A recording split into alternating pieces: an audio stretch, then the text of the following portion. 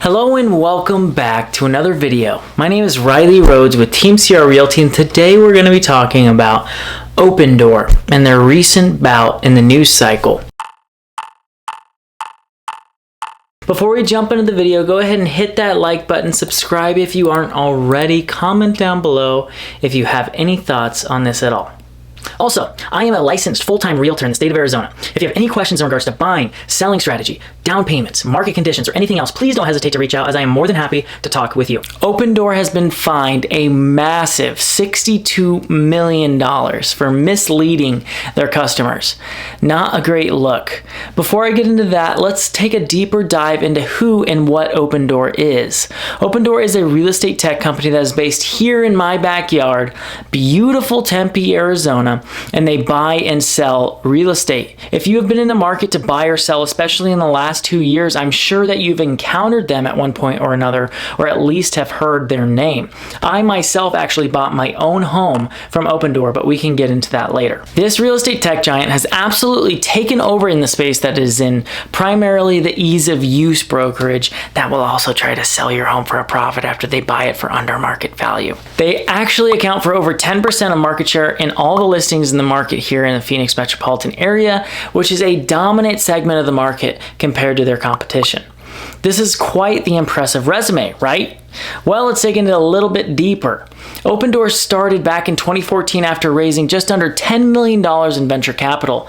They went to work. They had some success in their revenue, which led to more funding down the road. Eventually, in 2018, when they got their first large funding round of $400 million and continued down that road to total a whopping $1.9 billion of raised money when all was said and done in 2020. With all that being said, when you look into their financials, they present not nearly as impressive. Their first quarter in 2022, they did a staggering $5.15 billion in revenue. Wow. I mean, that's huge. But revenue isn't really the number that matters in business. Of that $5.15 billion, they managed to have their first profitable quarter after 8 years being in business of $28 million. During one of the best times in history of real estate in terms of return on investment. In my segment of the market, I did some research and found that 61.3% of their listings are now for sale for less than what they bought the house for. And that's just what they are listed at in one city. As the market shifts, I think that it might be hard for them to get rid of their current inventory without taking massive losses. One thing that is interesting about their model is they aren't totally reliant on the buy for less, sell for more business.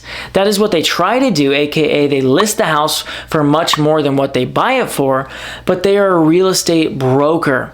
That means they collect fees on the sale of every house they sell. Here's an example of the fees that go along with the sale to OpenDoor. Basically, they're charging you what a realtor would charge you, and then charging you for what the repairs would be that they deem necessary.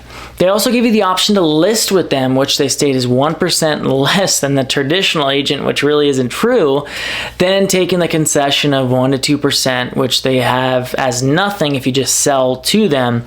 The comparison is they're trying to get the seller to have the impression that they would be best if they just sold to OpenDoor. This basically gives them 2 ways to make money on the transaction, not to mention their title company, which they have in every listing that they state it must be used, but also their lending side, which they can be the bank for their buyer. But their 2 main ways are the fees and the hope to sell the house for more than they buy it for.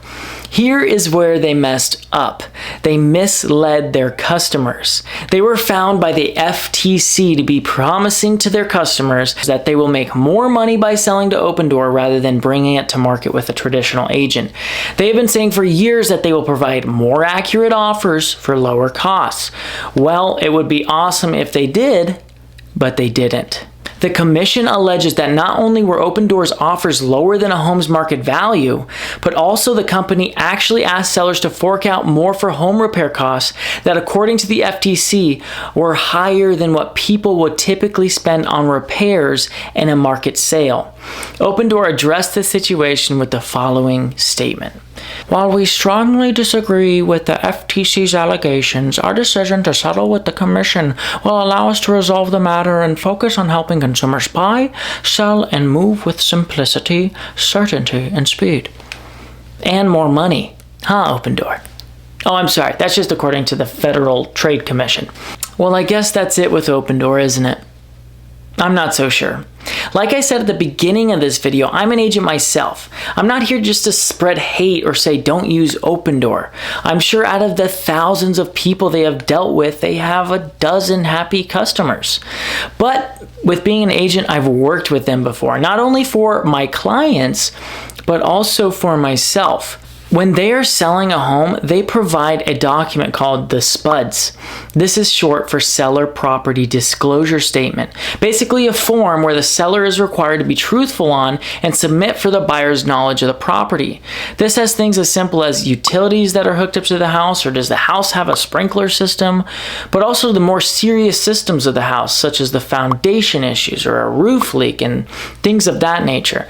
Well, if in OpenDoor's own words, they are inspecting these issues of major systems of the house to repair, and then maybe they're not actually making the repair in which they ding the seller on, but they don't disclose that issue to the next buyer, well, that's an issue. This seems sort of far off, right? Well, in each and every one of their houses that they sell in at least the Arizona market, they are submitting the SPUDS with the simple phrase, unknown, see line 270 on a vast majority of the lines that need to be filled out. Well, what does line 270 say? It says seller has never occupied this property. Seller encourages the buyer to have their own inspections performed and to verify all information relating to the property. Well, that's all fine and dandy. Yet the first words on the majority of those lines is unknown. I'm not accusing OpenDoor of doing this, but I think Jacqueline H. on their Google reviews is.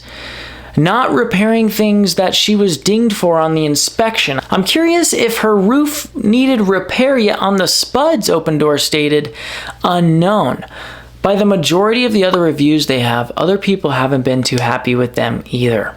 Overall, the main value OpenDoor offers is liquidity, even though it may be at a discount. They are known to mislead not only the consumer that they market to, but their actual customer that they do business with. Their next earnings report is actually today, August 4th, 2022, and I'm very curious about whether they will be turning a profit or not, especially after that hefty fine they just received. So I am on vacation in California right now, so forgive this insert in the video, but it looks like I am correct. It looks like they had a net loss this quarter of $54 million, usually 53 or 54, on their earnings report that just came out. And so I just wanted to put this in as it came out today, and I'm editing this video right now. So with all that being said, they had a net loss after having their first profitable quarter in 8 years. They had a net loss of $54 million this past quarter, and their earnings that came out today. When I look at their stock price trajectory, their reviews, and their business model in general, they look like a company that needs some adjustments, because according to the FTC, they pay under market value for the house they'll buy from you and then charge you over market value for their repairs. Thanks so much for watching this video. If you liked it, find it informational, go ahead and hit that like button, subscribe if you aren't already, and comment down below with your thoughts on OpenDoor. As always, my name is Rhodes with Team CR Realty, where Arizona real estate is seen.